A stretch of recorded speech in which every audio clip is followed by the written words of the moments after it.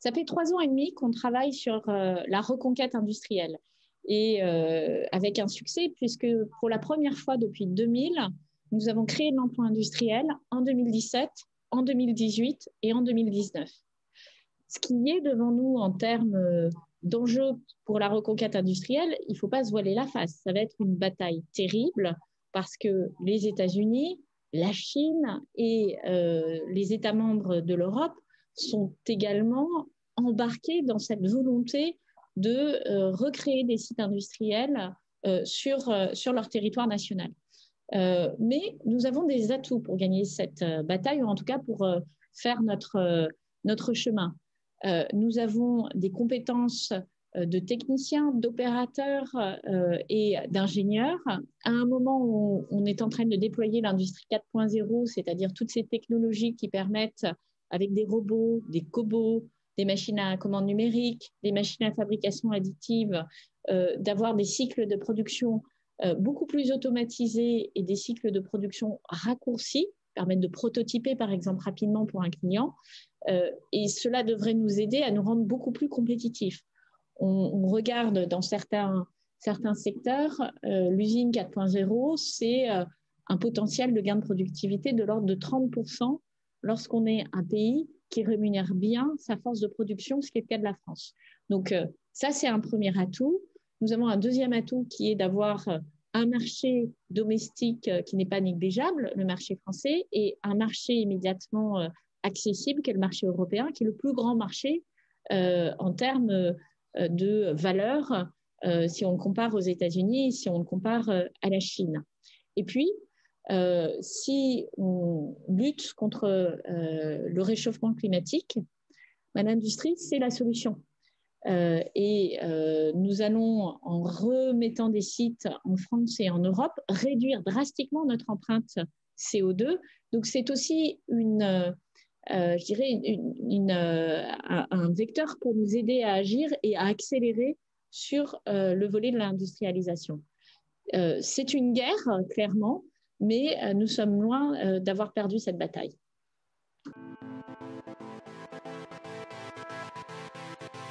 Nous pouvons le faire de deux façons. La première chose, c'est de rendre le site France plus attractif pour les investisseurs internationaux.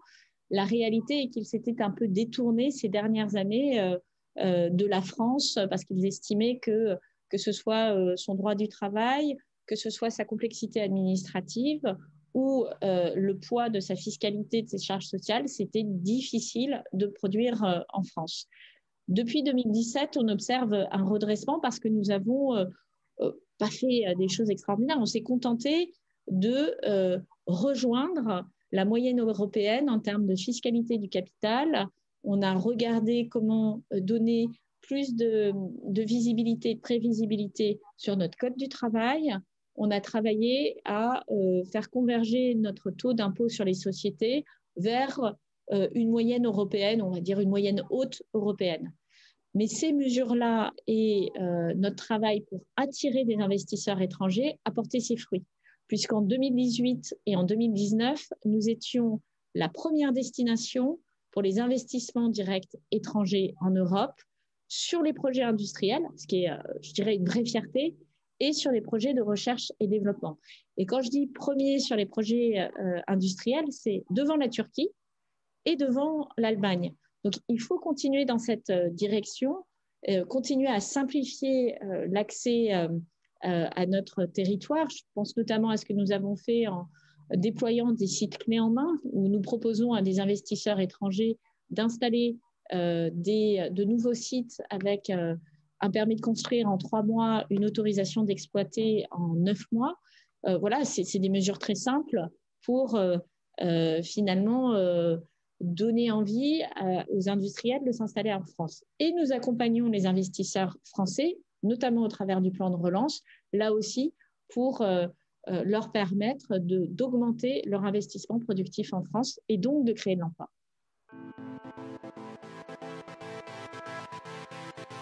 Ça, c'est un combat que je porte personnellement parce que lorsque je regarde les chiffres, je trouve que ça reste assez décevant. On a 30% de femmes dans l'industrie aujourd'hui, tout poste confondu.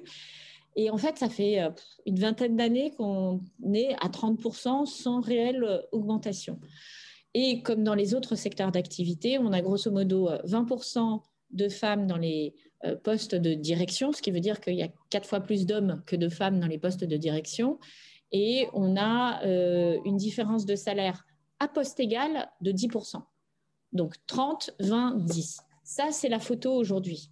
Notre enjeu, c'est de permettre à plus de femmes d'avoir accès à l'industrie. Et c'est pour ça que lorsque je suis arrivée au gouvernement, j'ai mis en place un conseil pour la mixité et l'égalité professionnelle dans l'industrie.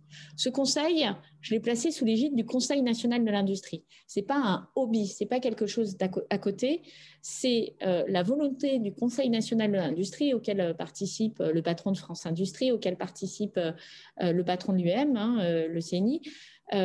C'est la volonté de dire on a un enjeu d'équité sociale, mais on a aussi un enjeu de compétitivité. Lorsqu'on se prive de la moitié des talents, c'est une décision qui n'est pas bonne économiquement pour le pays.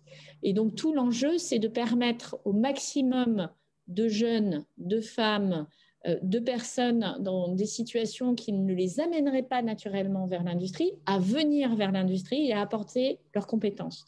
A fortiori dans un contexte où les industriels nous disent c'est toujours difficile de recruter. Même dans cette période de crise, le point bloquant d'un certain nombre de leurs projets, c'est la difficulté à recruter. Donc, aujourd'hui, il faut rendre l'industrie plus attractive. Plus attractive pour les femmes, ça veut dire les inciter à mieux connaître les métiers de l'industrie. Je pense à la R&D, je pense à des postes opérationnels, pas seulement les mettre dans des postes ressources humaines, communication, marketing. Elles peuvent aller beaucoup plus loin que ça. C'est visibiliser les femmes qui aujourd'hui travaillent dans l'industrie et peuvent servir de rôle modèle aux plus jeunes et aux femmes qui viennent du secteur des services. C'est valoriser le fait que dans l'industrie, vous avez des carrières qui peuvent être extrêmement ascendantes avec des niveaux de rémunération qui sont plutôt plus favorables que dans d'autres secteurs et la possibilité, même avec un petit bagage académique, d'être promu par l'interne et d'accéder à des postes de responsabilité importants.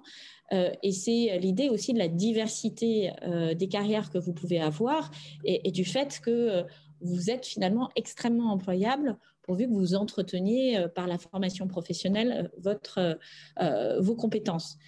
Donc, l'industrie, c'est un secteur qui est créateur de valeur, c'est un secteur qui est parfaitement adapté aux femmes, ce d'autant plus qu'avec l'industrie du futur, on revoit les conditions de travail et qu'en fait, la question d'être grand et costaud pour travailler dans l'industrie se pose de moins en moins.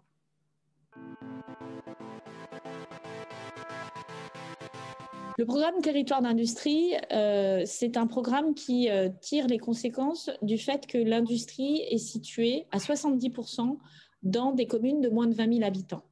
Donc, l'industrie, c'est la colonne vertébrale économique d'un certain nombre de territoires ruraux. Et c'est essentiel d'investir dans ces territoires à un moment où ces territoires connaissent un moment de doute, une fracture politique, une fracture sociale. L'industrie est au fond une réponse pour réduire ces fractures.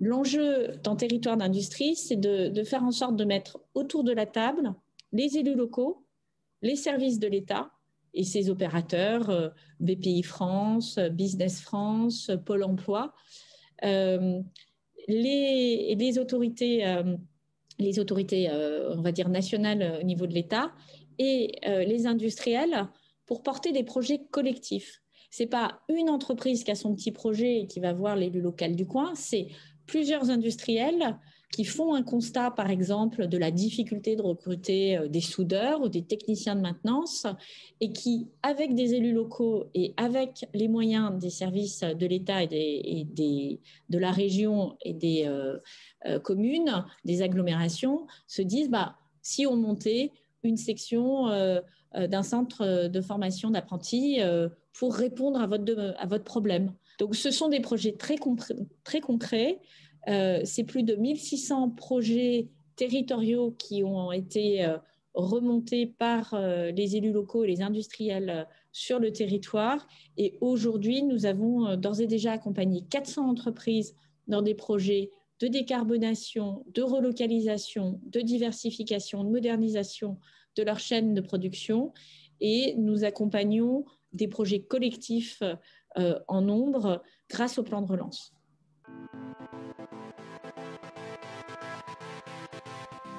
Non seulement ils sont compatibles, mais ils sont indéfectiblement liés. Lorsqu'on s'aperçoit que l'augmentation de l'empreinte carbone de la France ces 20 dernières années est liée à l'augmentation des importations et à la désindustrialisation, je pense que tout est dit. L'industrie, c'est 20% des émissions carbone françaises. C'est 100% des solutions. C'est dans l'industrie que vous allez mettre au point les techniques pour réduire l'empreinte carbone industrielle, mais également pour inventer les moteurs qui permettront de ne plus émettre de CO2, moteurs à hydrogène, batteries électriques. C'est dans l'industrie qu'on va mettre au point les techniques pour l'agriculture. C'est dans l'industrie qu'on va mettre au point les techniques pour construire en limitant nos émissions de CO2.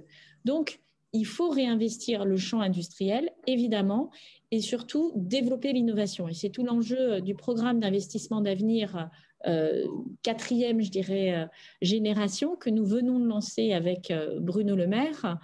Ce programme va permettre d'accompagner une dizaine de technologies et de marchés critiques, nous permettant notamment de décarboner nos activités. Dans les techniques que nous accompagnons, il y a par exemple l'hydrogène, il y a la batterie électrique, il y a tout ce qui est agroéquipement pour permettre de décarboner l'agriculture. Donc, c'est très concret et pour nous, c'est la manière la plus efficace de répondre à ce défi climatique.